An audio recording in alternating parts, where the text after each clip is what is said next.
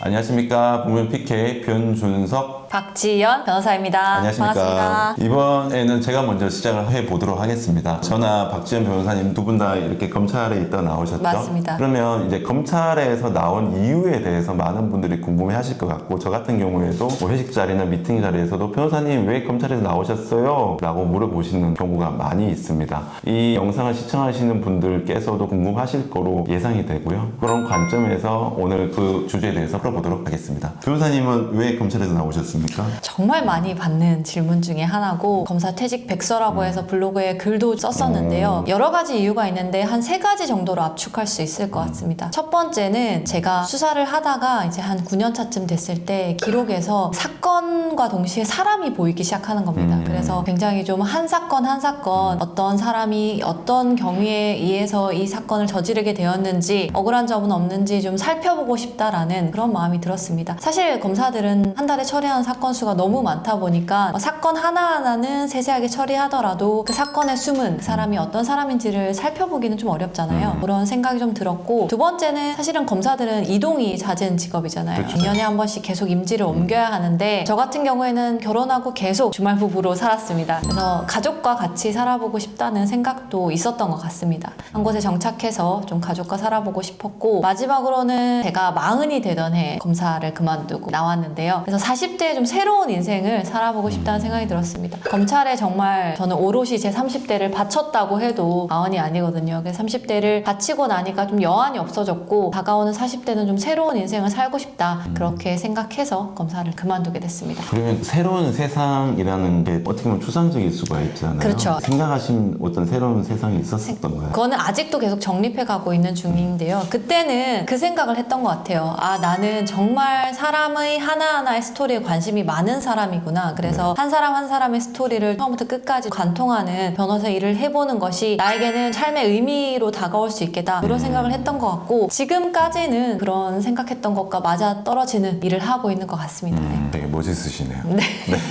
어떠세요? 어떤 이유로 검사를 왜냐면 저희가 네. 검찰에 있을 때부터 잘 알던 사이였기 때문에 굉장히 많이 상의를 했었잖아요. 언제 그쵸. 그만둘지, 왜 그만둘지. 어떠세요? 왜 그만둘지? 진짜 저도 이 얘기를 엄청 많이 해본 것 같습니다. 저는 일이 되게 맞았습니다. 맞았지만 아쉬웠던 것 중에 하나가, 내가 아무리 일을 잘해도 어떤 수혜를 받는 것보다는 검찰의 역할을 잘 수행했다라는 것, 그리고 제가 어떤 일을 잘 못했을 때도 제 탓이 아니고 검찰 탓, 다시 말해서 어떤 조직의 하나의 수단, 하나의 부속품으로 생활을 하는 게, 그게 너무 갈증이 컸었습니다. 그리고 두 번째가 제일 큰 이유인데요. 저는 기본적으로 사람을 되게 좋아하는 스타일이고, 사람들과 계속 교류를 하고 싶어하는 스타일인데, 말씀하신 것처럼 검찰은 2년마다 한 번씩 계속 옮겨야 되는 특성이 있습니다. 살다 보니까 한 30대 한 중반부터 느끼는 게요, 사람은 크게 갑을로 나눠지는 것 같습니다. 제가 정의하는 갑은요, 돈이든 권력이든 네트워킹이든 그리고 어떤 봉사든 간에 남들에게 베풀 수 있고 어떤 영향력을 행사할 수 있는 사람, 좋게 얘기해서 선한 영향을 행사하는 사람들이라고 하죠. 근데 그런 분들끼리 서로 이렇게 모여 계시더라고요. 그걸 저는 이제 갑이라고 칭했고요. 반대의 사람들은 이제 을이라고 칭하겠습니다. 그 을이라는 사람들도 실제 어떻게 범죄자 집단이나 나쁜 영향력을 행사하는 사람들은 또 그들끼리 모여 있습니다. 저는 지금도 그렇고요. 인생의 목표가 갑이라는 어떤 둘러싸여져 있는 인생의 가장 중간에 들어가고 싶은 게 제 인생의 목표였거든요. 근데 그렇게 하기 위해서는 그 갑이라는 사람들과 지속적으로 계속 교류를 해야 되고, 그분들한테서 제가 그분들의 선한 영향을 행사를 하시는 걸 보고 배워야 되고